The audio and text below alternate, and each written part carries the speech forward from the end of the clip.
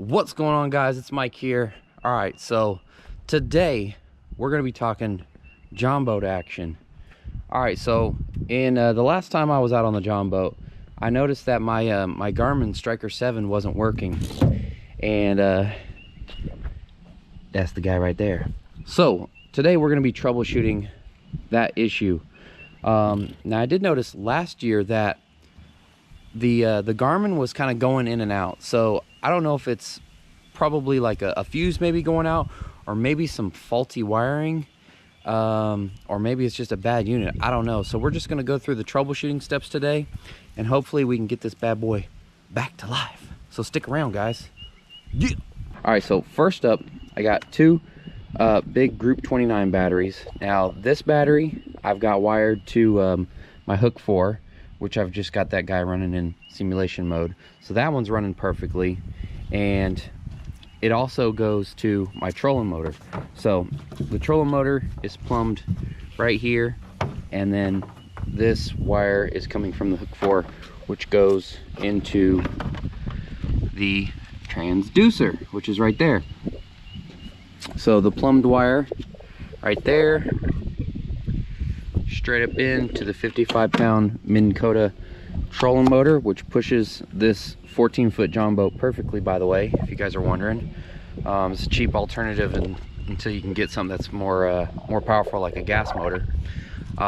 So this battery right here, my secondary Group 29 battery, same thing. Got wires plumbed all the way here, all the way to the back. See where they come out. And then there's the fuses wrapped up in a big long wire right there. That's the big old boy, the big transducer. And then here is the data cables and power cables. Now, one thing I did notice, just looking at these right now, the power cable is a little green. So that tells me that the water's got in there and it's had current going through there, and it's probably what the problem is. So we're gonna test that out. I'm gonna see if I can get a little bit close on this. This might be kind of hard to see, but take a look. See, there's 4 holes there, and one of those holes is a little charred, a little green. I'm not sure what that green stuff is, but I'm hoping that I didn't accidentally knock off one of those little connectors, because one of them's kind of dark. So hopefully it's just a 4-hole with 3 connectors, but if it is a broken connector, then that's probably going to be the problem. But we're going to run through the whole thing here and just kind of go through the steps, and then knock off each one off our list, and then hopefully we can get this thing going again. So I'm just going to take this off real quick. We're going to plug it in, and we're just going to start from square one here. So I've got fresh batteries, obviously, and these little diodes in there, those look pretty good. Now the power one over here, you're not going to be able to see it on this GoPro, but there is 4 prongs in there. So we know that this little guy right here, the 4 prongs, all 4 prongs have to go into there. Now this bottom right prong, I guess we'll call that number 4, that one looks a little charred. So that's probably going to be our issue here, but we're going to run through it still. The only thing is, that little guy is so tiny, it's probably about a 1/16 of an inch wide. I'm gonna have to find something to stick in there and see if I can get some of that cleaned out.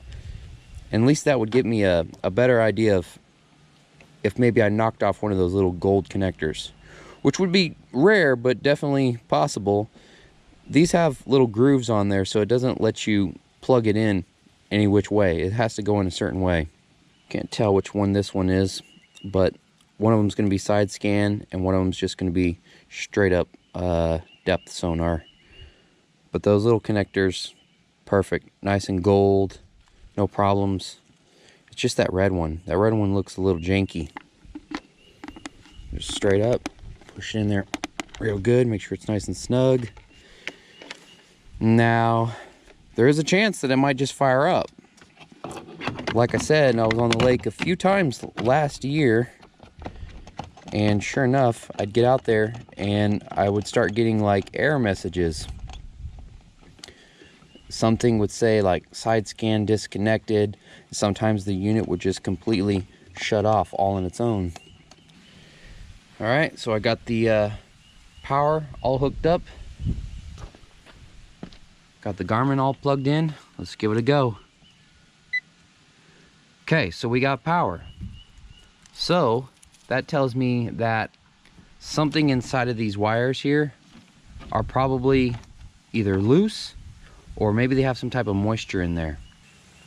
Probably impossible to see on here, guys, but it's running. It's so dang bright today. So, whoa, do you guys just hear that? All right, so I literally barely touched this wire right here, and that's the sound that I've been having. Now, these wires down here, you can tell this little guy running into the red, your power, that's my fuse. So obviously my fuse is going to be good because the unit's definitely on. I am going to clean out the back of those connectors because I think that might be giving me a little bit of a bad connection. But this guy right here, I literally just barely touched, and this is the transducer wire, if I remember. Yep, see that right there? I'm barely touching it. Transducer is disconnected. The sonar has been turned off. So that right there, guys, is the biggest problem that I'm having right here. So I'm going to say that's probably going to be something inside of here. So we're going to take this apart and take a look at it. All right, yeah, it's going nuts now. It is going nuts now. Now it might be a little wet because I just washed out the boat, but I'm not sure if that's supposed to be wet at all, honestly. So I'm looking in there. Those look pretty good. So it could be these wires. It could be something inside of these wires here.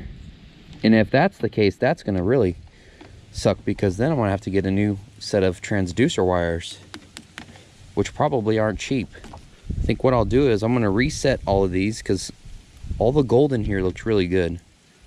All right, so I'm wiggling those wires around.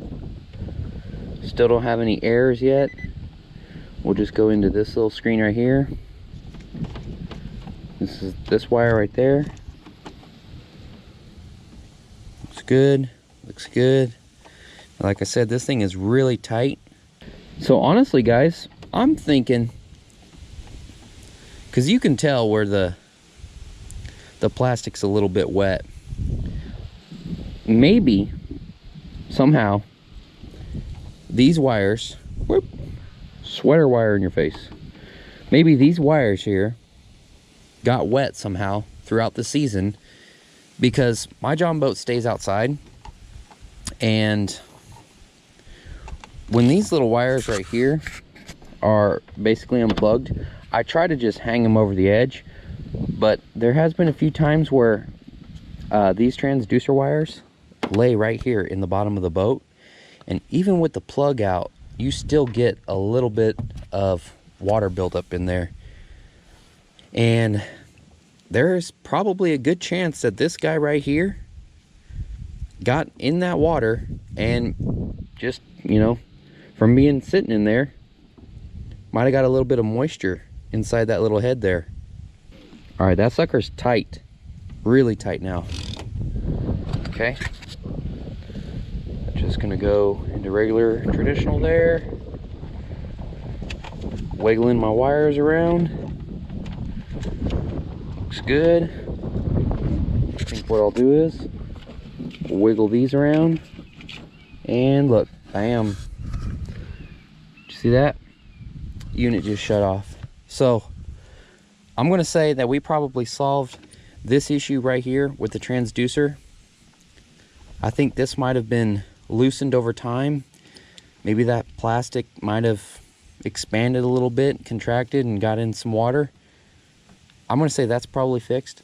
But now this right here, the unit's off. So I'm thinking if we turn it back on, it should just fire back on, which it does. There's the Garmin screen. It's kind of bright out here, so you probably can't see that, but I'm gonna wiggle these wires around a little bit. Bam. And we killed it again. So next up, I'm gonna cut through all this electrical tape and take a look at inside of that little fuse ring, see what's going on in there. Let's just go ahead and take this fuse off of here.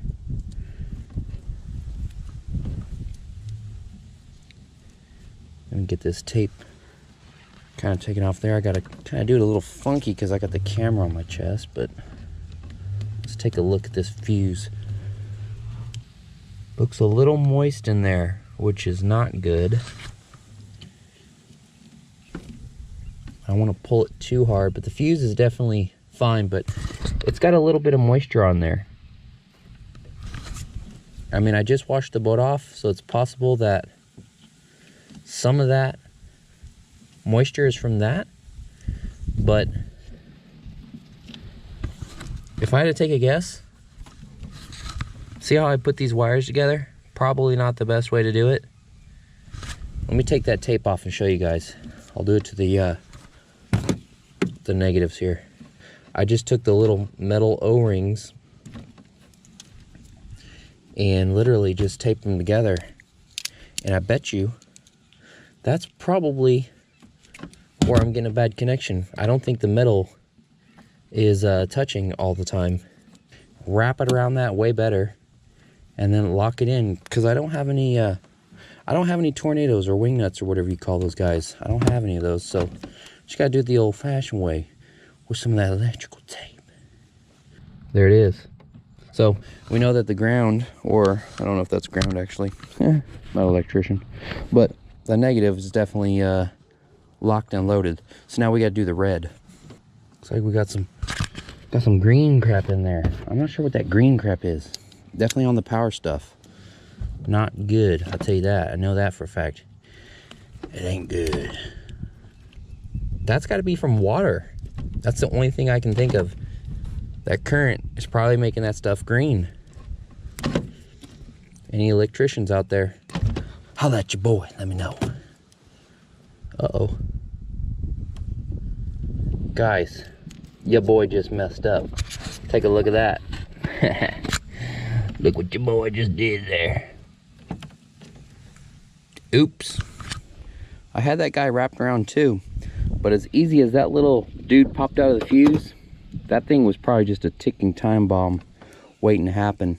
And I bet you anything, I probably just kind of had a little bit too much force on it, and I bet you it just started to pull out, because that sucker's just plumb severed off. It's not even frayed or anything. So I bet you that was probably what was causing my power issues throughout the year too. I'm gonna take this little end cap off here, get these wires reconnected, get this thing taped up really good, and hopefully that electrical tape will make it somewhat waterproof. But I'm thinking that was my power issue right there, guys. I bet you anything that little guy was just kind of tapping right there on the end. And sometimes I'd probably have it sitting in a certain way where I'd get full power, and other days the wires might have just got kind of moved a little bit and it was probably barely hitting it. So there we go. So we got our fuse on, power's hooked up, negative's hooked up. Before I put that little plastic cap back on, let's give it a shot. And we got power. So I'll give this thing just a second here, let it boot up, and then I'm gonna wiggle these little wires here and see if that was the problem. If it was, then I think we got everything fixed. If not, then we're just gonna have to do a little bit more digging around. All right, display's on. Might as well just go ahead and hit one of the motions there. It's rolling. Looks good. Let's try our negative here. Still on. Go ahead and give these little guys a wiggle.